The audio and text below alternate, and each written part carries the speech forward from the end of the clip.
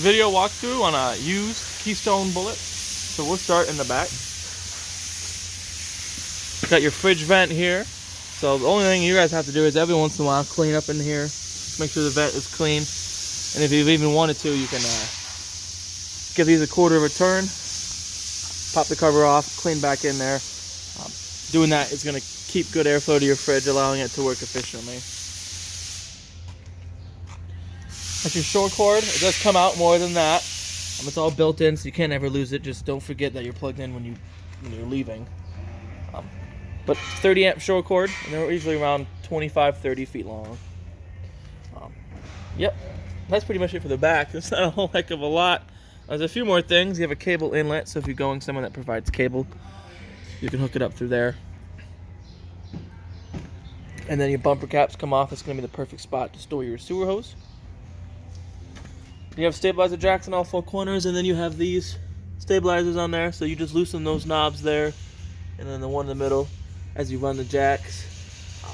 This one is connected from that jack to the frame over here, and then the other one is from this side of the jack to the frame over there, and that's just going to allow it to have a little bit more stabilization.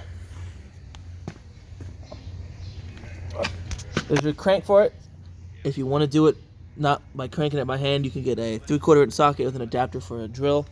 However, if you are going to do that, make sure you lubricate it a little bit more often than you normally would. Every once in a while, you still want to lubricate these. There's a threaded rod that goes through it. A WD-40 or some PB Blaster, that's going to keep that lubricated for you folks. Water heater. Super easy to use. When you're ready to use it, put your plug in the hole. It's a 15/16 is the socket size. Get it started by hand, either 15/16 or 7/8. Get it started by hand. Once it's in there by hand, you can run it with that wrench, a socket. They make a tool for it. It's more like a wrench. I don't like using it because this is all in the way. Once you get it snug, not overly tightened, but snug, then as soon as you hook up water to this, it'll start filling. And then I recommend draining it after every trip. If you filled it and you only used half of it, it does self-fill if your water is hooked up, so it'll keep maintaining it trying to be full. Excuse me. Once it's full, and I always check to make sure it's full. If you crack that and some water comes out, or sometimes it'll be some air. Once it's like that, then it's full. Then I'll go in there, kick it on. Before you drain it, make sure you turn your water heater off. Make sure you shut off all sources of water. Then before you pull your plug out, crack your pressure relief like that. Water will sputter out. That's fine. Everything out here is designed to get wet. Once it stops coming out, snap it closed. Snap closed, then you can take your plug out. If you neglect to do that, you're gonna get a hot bath. And then make sure you clean in here and in there, and that's pretty much it. There's regular maintenance on these things. Make them last a while. Got your gray tank back there. So that'll be for your shower and like your sink water. That's your gray tank. You do have a separate gray tank just for that kitchen sink in there. So that gray tank back here will just be that kitchen sink. You do have a utility shower. Hot and cold out here.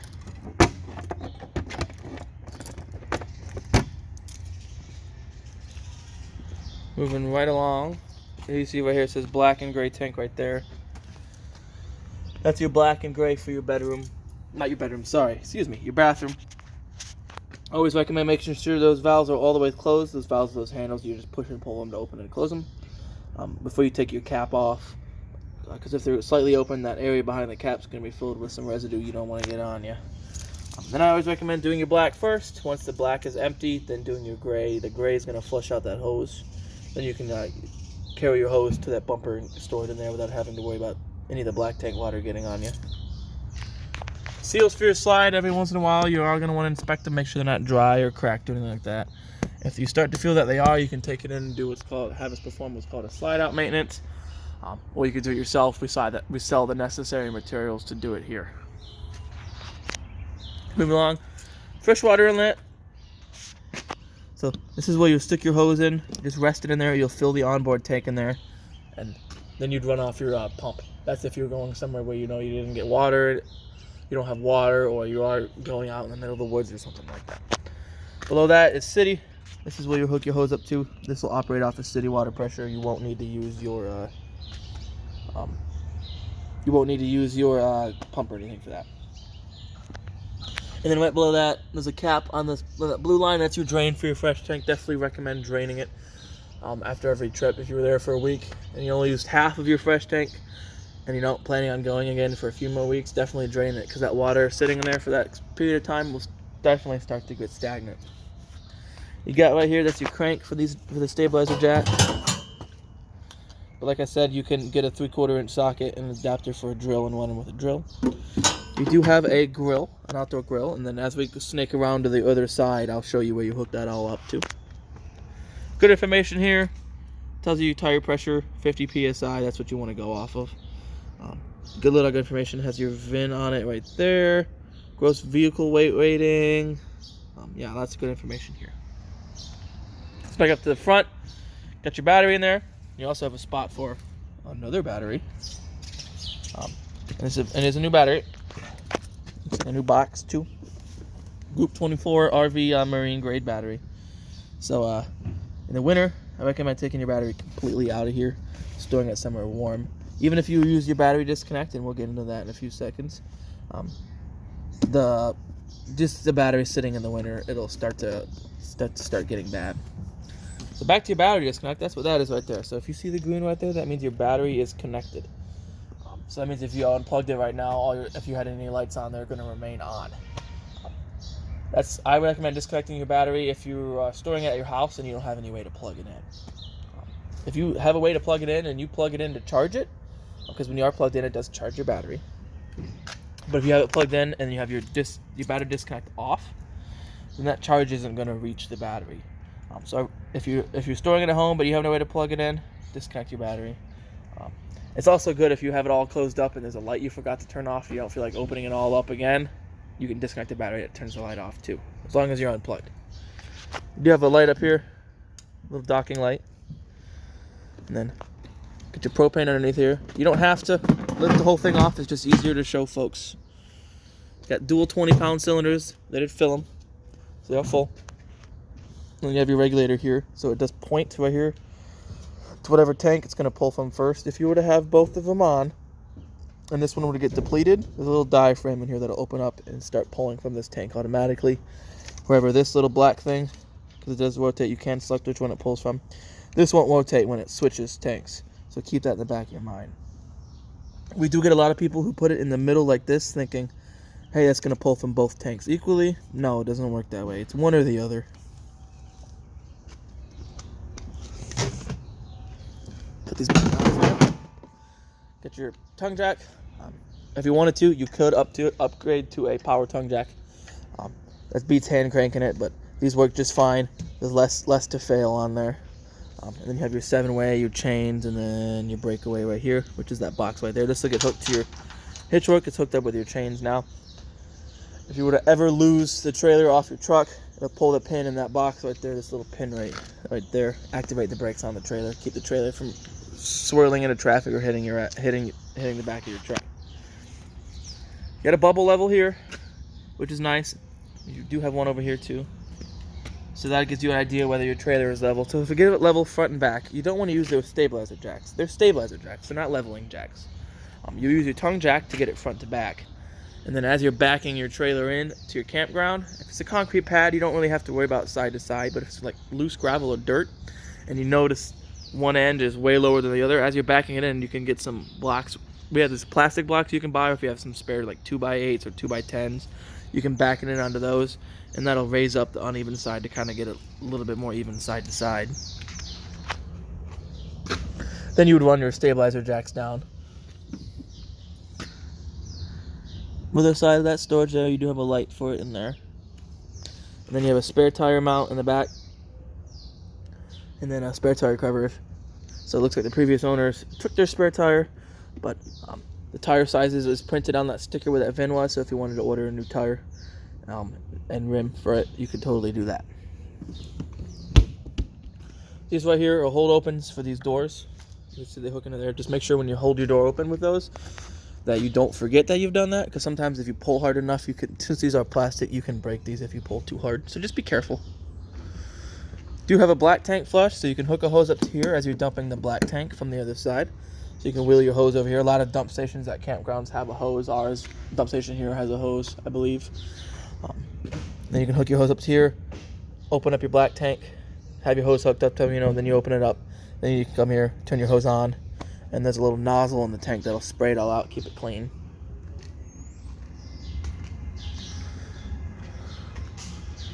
Yep. Then you do have an outdoor power right here. So it is GFCI protected. All your GFCIs are on the same circuit, so if this would have tripped, they're all going to trip. And then exhaust for your furnace. Just keep it clean in here. They make screens for these. They don't recommend you run them with the screen on, but as far as like storage and transport, it's going to keep it clean. And then we're on to the back. Again, this is where you hook your grill up to. So you'd pull this pin. See if I can do it one-handed. Swivel it out. Repin it back in place here. And then you hook your propane line up to the right there. You can see it's like a quick disconnect. And there's a valve. You can see it is a black valve that you open and close to divert propane to it. And then the grill just kind of hooks onto this. Make sure when you're traveling, you do repin it back in place. Alright, that pretty much concludes the exterior tour. We'll mosey our way onto the inside now. And we'll start at this panel right here. So we'll do ceiling light. That turns these main lights on. Porch light will turn these LEDs underneath the awning on. And then you have awning. We'll start with your awning, so you can extend your awning by hitting extend. Your awning does not automatically stop when it's open. You'll have to visually watch. And we'll leave this awning open when we're done to let some of this water dry out from in there.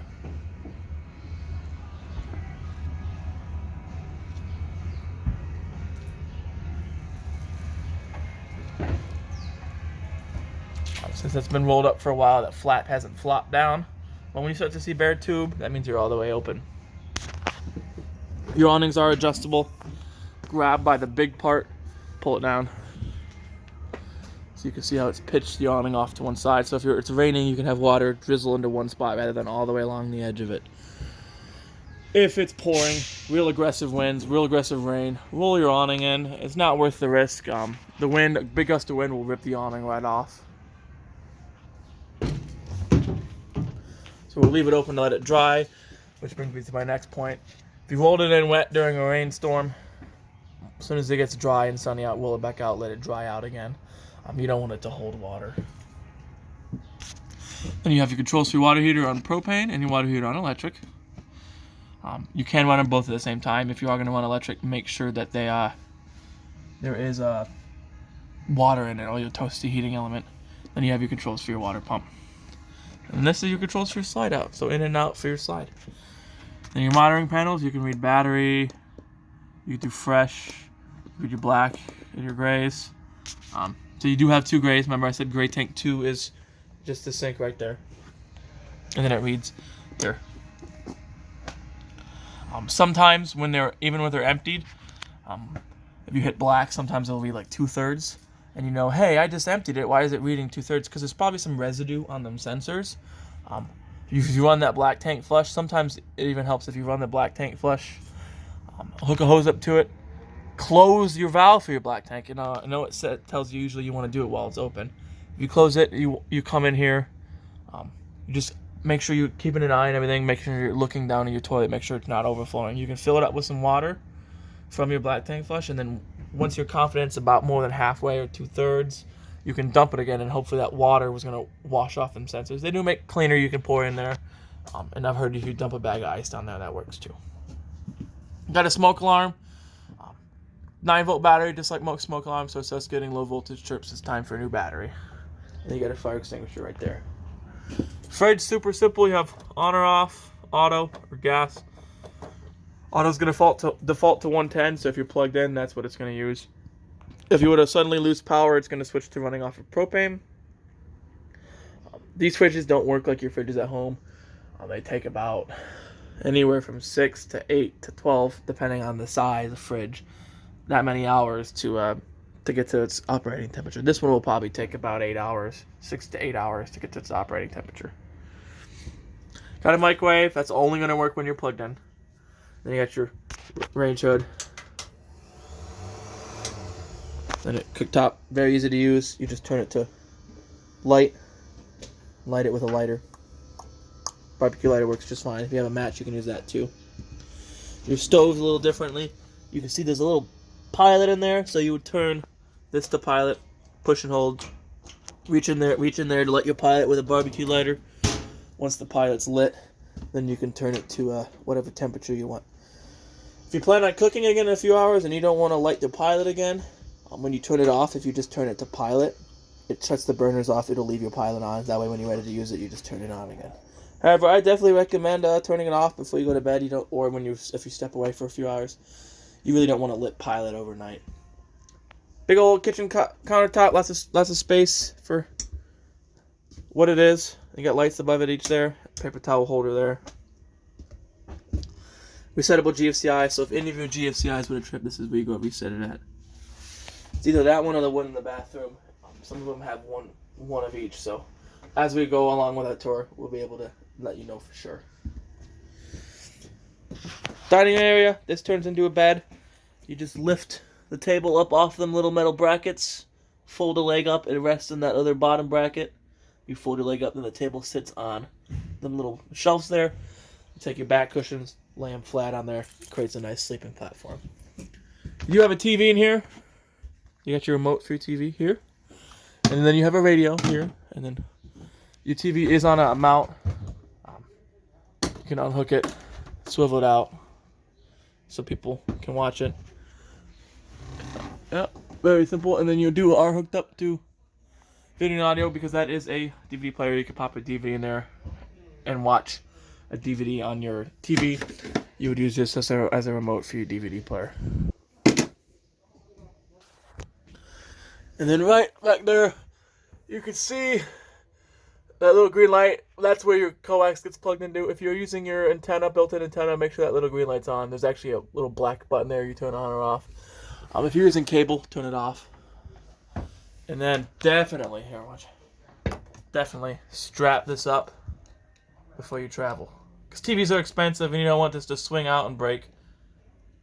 Hey, I'm going to set you folks down because it's hard to do one-handed.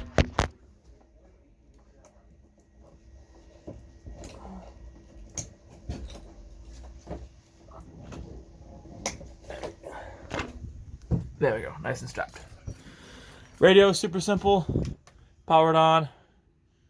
And you got different zones. So zone B is not used, so it's A and C. Oop, I hit a preset. Let's find a channel with music. 92.5's got music. You can have an alarm. So if you hit A, it turns inside off. If you hit B, C, it turns outside off. You can do vice versa, A or C, C or A. That way, if it's late at night and you still want to listen to music, you can have it just on the inside. You don't bug your neighbors, or if someone's taking a nap inside, you can listen to it to the outside. You can skip through channels here, push and hold to save presets here. You can have a SD card with music on it, auxiliary in, headphones, USB, and then Bluetooth. You'd look for IRV on your phone, or something similar to that, and then Bluetooth your phone to it. And then this will work as your remote for your radio too, as well as if you're using it as a DVD player, you got your pause and play and all that on it. Very simple. Couch turns into a bed right here. It's a jackknife, so you just lift up underneath, swivel it out like that. Creates a platform to sleep on. And your lights here. So the only lights that are turned on by the switch in this main area are these two ceiling ones. The rest of them you turn, or the three ceiling ones rather. The rest you turn on at the fixtures themselves. Little light switch there. Plenty of storage there. You got an outlet over there if you want to have like an appliance there, or they'd be able to charge your phones while you're sitting on your couch. We'll snake into the bathroom here. Okay, so if any of the GFCIs were to trip, this is the outlet you reset it at. That other GFCI, that's its own GFCI. So if that one were to trip, you just reset it at that outlet. But the other one, like any other GFCI labeled outlet, you reset it in here. Bathroom, toilet easy to use as long as you're pushing this pedal underneath there. It's gonna keep flushing. You got your light switch for in here. There's plenty of storage for toiletries. Then you shower. Make sure when you're traveling, this is latched so it doesn't swing open. But you do got your shower. You got hot and cold in there. Removable shower head so you can get those hard to reach spots. Fan vent. Flip it on. Turns the fan on. You crank this open to open the vent. If you are going to take a hot shower or any shower, I definitely recommend running that fan. That's going to get some of the moisture out of the air and keep it out from sticking to the walls.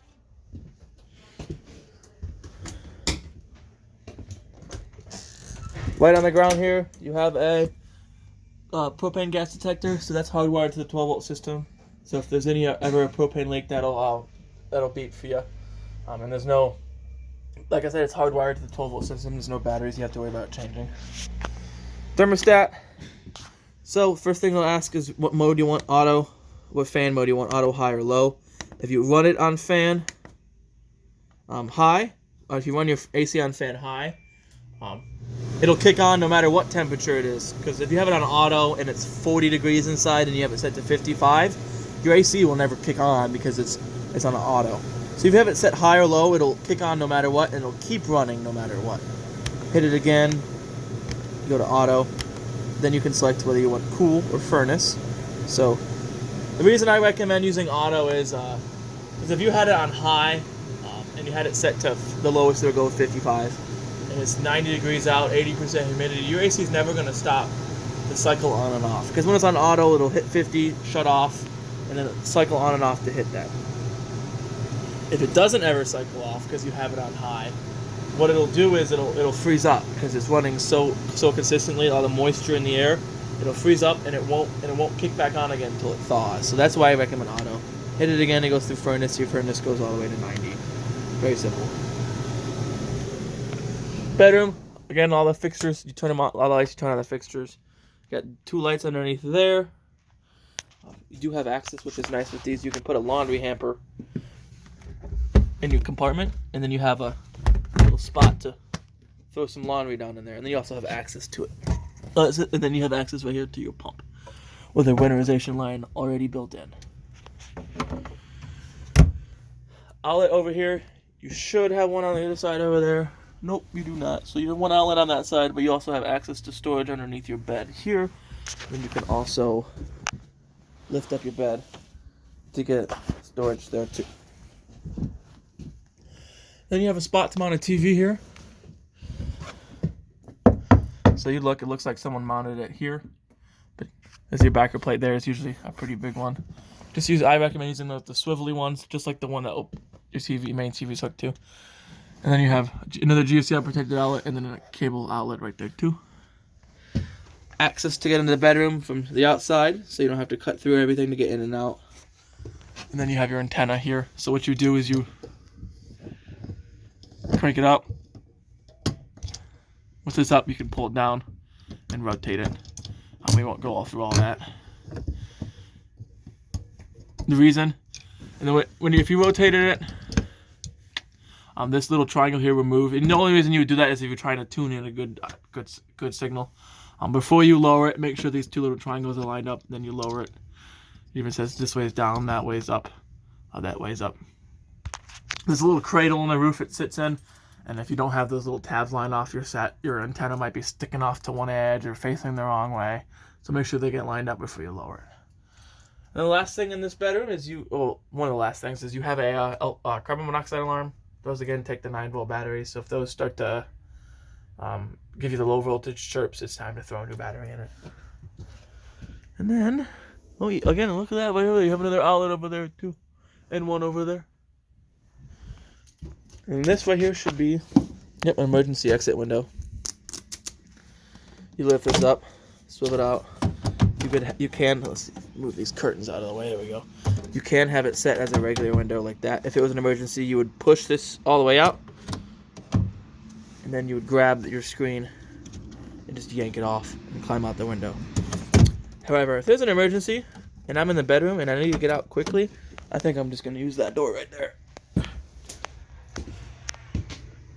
And that pretty much... Oh, one last thing that we glossed over. Breaker box right here. All your breakers for your 120 volt appliances, all your fuses for your 12 volt, so you have some 15s and 240s. Definitely recommend carrying some spare fuses. One of them will be for pumps, some of them will be for your lights and your slide. So if you have some spare fuses, you'll never get caught with like your slide stuck open or your awning stuck out. So yeah, that concludes your tour of your Bullet.